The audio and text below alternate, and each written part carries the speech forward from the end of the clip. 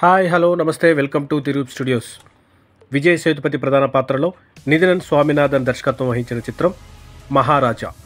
ఇది విజయ్ సేతుపతికి 50వ చిత్రం కావడంతో ప్రేక్షకుల్లో ఆసక్తిని పెంచింది.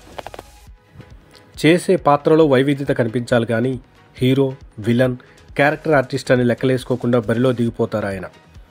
ఇప్పుడు విజయ్ సేతుపతి 50వ సినిమాగా మహారాజా బాక్స్ ఆఫీస్ వద్ద రికార్డులను కొల్లగొడుతుంది. తెలుగులోనే 100 కోట్ల బరిలో రికార్డును సృష్టించింది. మహారాజా ఒక బార్బర్ అనుకోకుండా ఒక ప్రమాదంలో తన భార్యని పోగొట్టుకుంటాడు.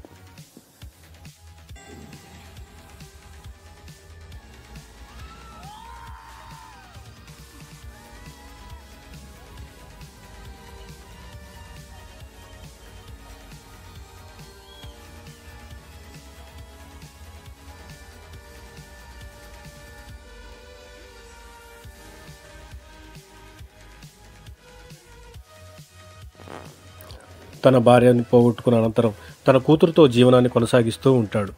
ఒకరోజు కొందరు దొంగలు తన ఇంట్లోకి వచ్చేసి ఒక చెత్తబుట్టను దొంగతనం చేస్తారు.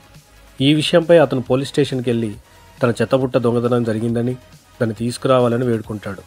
చెత్తబుట్ట కోసం పోలీస్ స్టేషన్ వరకు ఎందుకు వచ్చామని పోలీసులు అతన్ని మందలిస్తారు. కానీ అతను చెత్తబుట్టపై చూపించిన ఆసక్తిని చూసి పోలీసులకు కూడా అనుమానం వస్తుంది. ఆ చెత్తబుట్టను తీసుకొచ్చి ఇస్తే 5 లక్షలు ఇస్తానంటాడు. అది కాస్త కొద్ది రోజులకి 7 లక్షలుగా మారుతుంది. పోలీసుల్లో అనుమానం పెరుగుతుంది. అసలు ఆ చెత్తబుట్టకి ఇతనికి సంబంధం ఏంటని కథ. అసలు తన ఇంట్లో దొంగతనం చేసిన ఆ 3 దొంగలు ఎవరు? దొంగతనం చేయడానికి వచ్చిన వాళ్ళు అతనిపై ఎందుకు దాడి చేశారు? సినిమా చాలా ఆసక్తిగా ఉంటుంది. ఇదొక భిన్నమైన యాక్షన్ థ్రిల్లర్. అంతర్లీనంగా ఇది కర్మ సిద్ధాంతం అనే పాయింట్తో నడుస్తుంది. నిజానికి ఈ కథ ఓ లైన్లో చూసినప్పుడు రొటీన్ రివెంజికల్ డ్రామాగానే అనిపిస్తుంది. కానీ దర్శకుడు స్క్రీన్ ప్లే, అత్యంత ఉత్కంఠభరితంగా నడిపించిన తీరు, విజయ్ సేతుపతి విలక్షణ నటన ఈ చిత్రాన్ని ప్రత్యేకంగా నిలబెట్టాయి.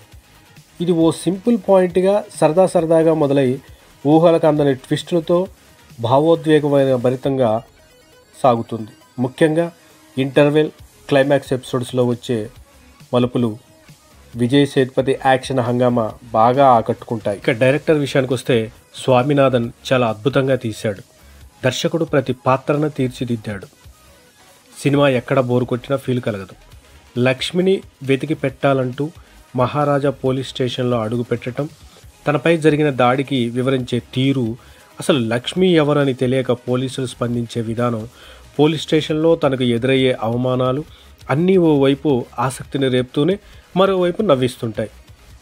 ఇక దీనికి సమాంతరంగా ఓ దోపిడీ ముఠా చేసే ఆకృత్యాలు, ఇంకోవైపు మహారాజా కూతురు జ్యోతి ఎపిసోడ్ని చూపిస్తూ కథలో ఒక్కొక్క చిక్కుముడిని ఆవిష్కరిస్తూ. నేనైతే సినిమా చూశాను బాస్, మీరు కూడా చూడండి, చాలా బాగుంటుంది. నేను ఇచ్చే పాయింట్స్ ఏంటంటే స్క్రీన్ ప్లే, విజయ్ సేతుపతి నటన,